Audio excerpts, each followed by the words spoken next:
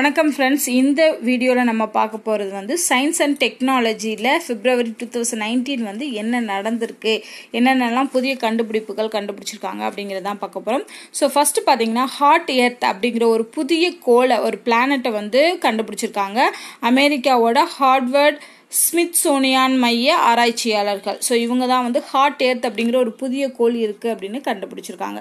So அமெரிக்காவால் கண்டுபிடிக்கப்பட்ட புதிய கோள் என்னன்னு கேட்டாங்கன்னா அதோட பேர் ஞாபகம் வச்சுக்கோங்க, ஹாட் எர்த். எப்பவுமே ஹாட் சன்னுன்னு தான் சொல்லுவோம், இவங்க வச்சிருக்க பேர் வந்து ஹாட் எர்த் அப்படிங்கிற ஒரு கோள்.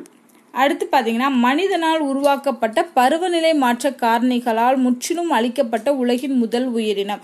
அதாவது நம்ம மனிதனோட செயல்பாடுகளாட நிறைய பருவநிலை மாற்றங்கள் நம்ம பூமியில் நடந்துக்கிட்டு இருக்கு இல்லையா. ஸோ அந்த பருவநிலை மாற்றத்தால் ஒரு இனமே, ஒரு உயிரினத்தோட இனமே அழிஞ்சிருக்கு. ஸோ அந்த உயிரினம் எதுன்னு பார்த்தீங்கன்னா ஆஸ்திரேலியாவோட சிறு ப்ரௌன் எலி அப்படின்னு சொல்லுவோம், ஸ்மால் ப்ரௌன் ரேட் தான் வந்து அதோட இனமே அழிஞ்சிருக்கு. ஒரு உயிரினத்தோட இனத்தையே நம்மளோட பருவநிலை மாற்ற காரணிகளால் அழிச்சிருக்கோம் அப்படிங்கிறதான் ஒரு உண்மை.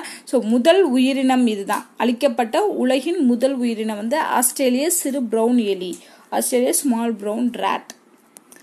அடுத்து பார்த்தீங்கன்னா ஜியோமெங் அப்படின்னு சொல்லக்கூடியது. ஜியோமெங், இது பேரை கேட்டாலே ஜியோமென் அப்படின்னாலே சைனாவோட ப்ராடக்டாக தான் இருக்குன்னு தெரியும். ஸோ இது என்னன்னு பார்த்தீங்கன்னா ஃபர்ஸ்ட் டைமாக வேர்ல்டுலேயே ஒரு பெண் செய்தி வாசிக்கக்கூடிய ரோபோ. நம்மளோட சேனல்ஸ்லாம் நியூஸ்லாம் பார்த்தீங்கன்னா யாராவது ஒருத்தவங்க தான் செய்தி வாசிப்பாங்க. பட் சைனாவில் வந்து செய்தி வாசிக்கிறதுக்கு ஒரு பெண் ரோபோவையே வந்து உருவாக்கியிருக்காங்க. ஸோ இந்த ரோபோவோட பேர் தான் ஜியோமெங் அப்படிங்கிறது. ஸோ இந்த ரோபோவை பணியமர்த்திய அந்த செய்தி நிறுவனம் எதுன்னு பார்த்தீங்கன்னா ஜிங்குவா அப்படிங்கிற செய்தி நிறுவனம். அடுத்து சூப்பர் ஸ்னோ மூன் அல்லது ஹங்கர் மூன் அப்படிங்கிறது வந்து February 19 9:24 வந்து தோன்றியிருக்கு. ஸோ இது பார்த்தீங்கன்னா மோஸ்ட்லி இந்த அமெரிக்கா சைட்லலாம் வந்து அதிகமாக வந்து சொல்லக்கூடியது தான் சூப்பர் ஸ்னோ மூன் அப்படின்னு சொல்லுவாங்க. பௌர்ணமி அன்னைக்கு இந்த மூன் வந்து பெருசாக தெரியும், பெருசானா நம்ம வெறும் கண்ணாலேயே இதை பார்க்க முடியும், அந்த மாதிரியானது. ஸோ இதுக்கு காரணம் என்னன்னு பார்த்தீங்கன்னா நம்மளோட மூன் வந்து பூமிக்கு ரொம்ப பக்கத்தில் வரக்கூடிய நிகழ்வு தான் இந்த சூப்பர் ஸ்னோ மூன் அப்படிங்கிறது. ஸோ இது February 19 வந்திருக்கு, இன்னும் மார்ச்லையும் வரும் அப்படிங்கிற மாதிரி சொல்லியிருக்காங்க.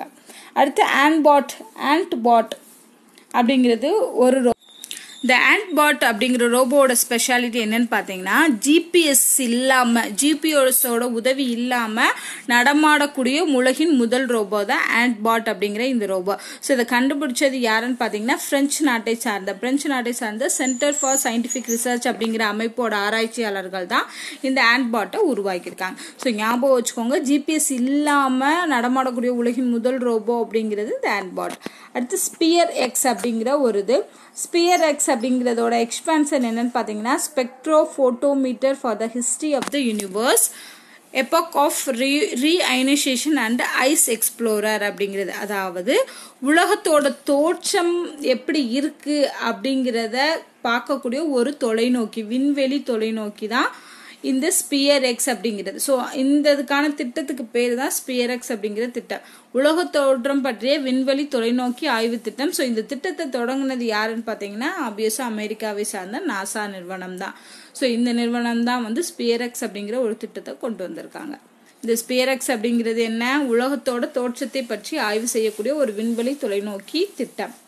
அடுத்து பீம் ரேடியேஷன் அப்படிங்கிறது. ஸோ இது ஒரு புது வகையான டெக்னாலஜி. இந்த டெக்னாலஜி என்னன்னு பார்த்தீங்கன்னா இப்போ நம்ம சாப்பிட்டுக்கிட்டு இருக்கோம் இல்லையா, இட்லி உப்புமா இதெல்லாம் வந்து ஒரு நாள் வரைக்கும் தான் வச்சிருக்க முடியும், அது மறுநாள் வந்து அது கெட்டு போயிடும் இல்லையா.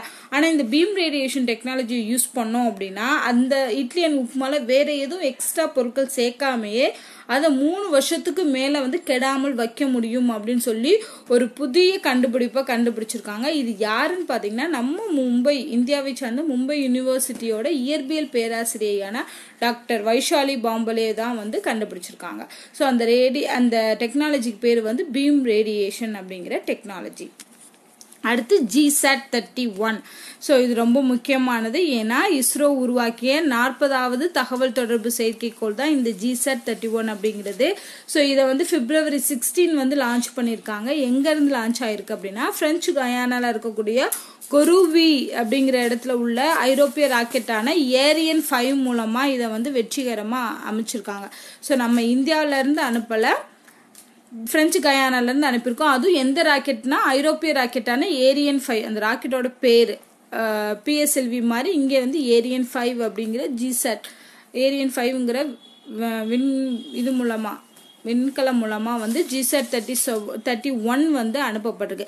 ஸோ இதோட ஸ்பெஷாலிட்டி என்னன்னு பார்த்தீங்கன்னா, இது வந்து 2535 கிலோ எடை உடையதாக இருக்குது. அது மட்டும் இல்லாமல் 15 ஆண்டு கால ஆயுட்காலம் கொண்டது இந்த ஜிசாட் 31. ஸோ இதை வெற்றிகரமாக வந்து நம்ம ஏவிருக்கோம்.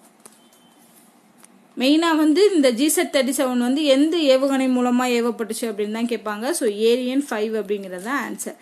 அடுத்து ஃபைனலாக பார்த்தோம்னா ஹியூமன் ஸ்பேஸ் ஃப்ளைட் சென்டர் அப்படிங்கிற ஒரு ஆய்வகத்தை வந்து உருவாக்கியிருக்காங்க. ஸோ இது என்னன்னு பார்த்தீங்கன்னா மனித விண்வெளி பறக்கும் மையம்.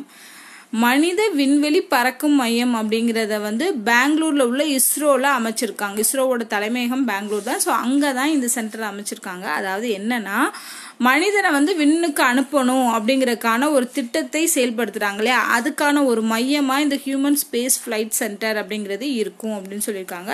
ஸோ இந்த சென்டரோட முதல் இயக்குனராக நியமிக்கப்பட்டிருக்கவர் எஸ் உன்னிகிருஷ்ணன் அவர்கள். அப்புறம் கங்கன்யான் திட்டம், இந்த கங்கன்யான் திட்டம் தான் மனிதனை விண்ணுக்கு அனுப்பக்கூடிய ஒரு திட்டம். ஸோ இந்த கங்கன்யானோட திட்ட இயக்குனராக நியமிக்கப்பட்டவர் வந்து ஆர் குட்டன் அவர்கள். ஸோ ஞாபகம் வச்சுக்கோங்க, ஹியூமன் ஸ்பேஸ் ஃபிளைட் சென்டர் அப்படிங்கிறத உருவாக்கியிருக்காங்க. ஸோ இதோட பார்த்தீங்கன்னா சயின்ஸ் அண்ட் டெக்னாலஜியில் இதுதான் நடந்திருக்கு. இதுதான் ரொம்ப முக்கியமானது. ஸோ அதில் என்னென்ன அப்படிங்கிறத மட்டும் தெரிஞ்சுக்கோங்க. ஸோ இந்த வீடியோ உங்களுக்கு பிடிச்சிருந்தா லைக் பண்ணுங்கள், ஷேர் பண்ணுங்கள். நன்றி.